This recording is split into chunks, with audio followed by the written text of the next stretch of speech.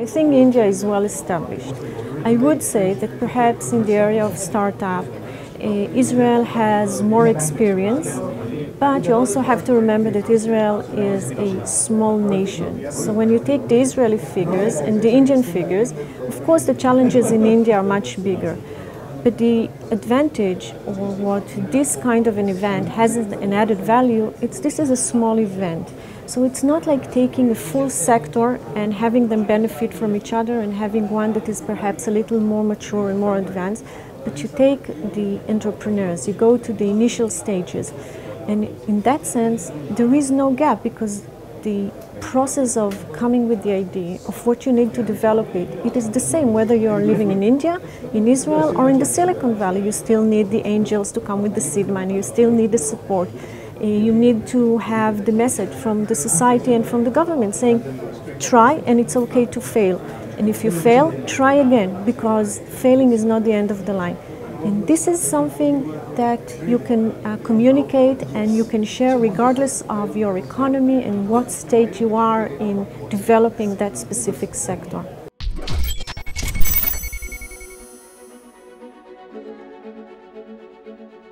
Well, you know, we could speak hours, we could stand an hour and talk about what India can do, because India is another miracle in itself. And in a way we are sister states in the, well, big, huge sister and a very tiny sister that were re-established and resurrected more or less at the same time. I think today India is also a land of opportunity and the land of dreamer. You know, Israel is a land of dreamer, and creating that kind of miracle takes dreamer. And we have the same kind of dream and creativity found in India.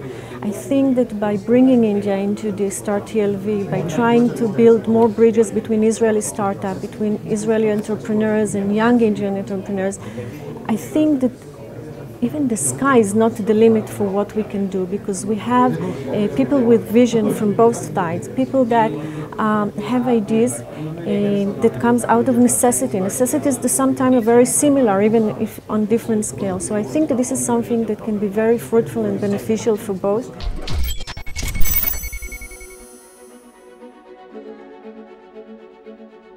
I think that when you talk about the entrepreneurs themselves, I don't see any difference. This is a very special community, a very special breed of people. They go beyond politics. They look into completely different things. If I see a difference, and it's very difficult for me, to be honest, to judge, since I'm only 1 year here, so I cannot really compare it from personal experience. But I think I could say that there is more interest, let's say, media-wise. Not so much because it's Israel-India, which is part of it, but simply because the Prime Minister comes up with initiatives that correspond completely with the startup project in Tel Aviv. So it's an internal interest. I think this is if you ask me to pinpoint a difference, I would say maybe that is. I think that in terms of the entrepreneurs community, the way it was accepted and the interest that it has created is more or less the same.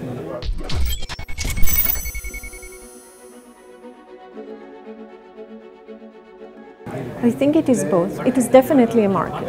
It is a huge market, but if you think about startup, basically it's about exchanging ideas. You cannot have one community detached from other startup community.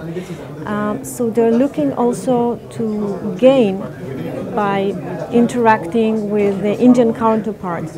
You know, one throwing an idea that is based on their own concept, their own culture, and then they interact with someone that may have thought about the same idea but from a completely different angle. And when the meeting of this idea takes place, something bigger emerges, and maybe this is the one that they were both looking for, and it would have never taken place if they hadn't had a chance to meet.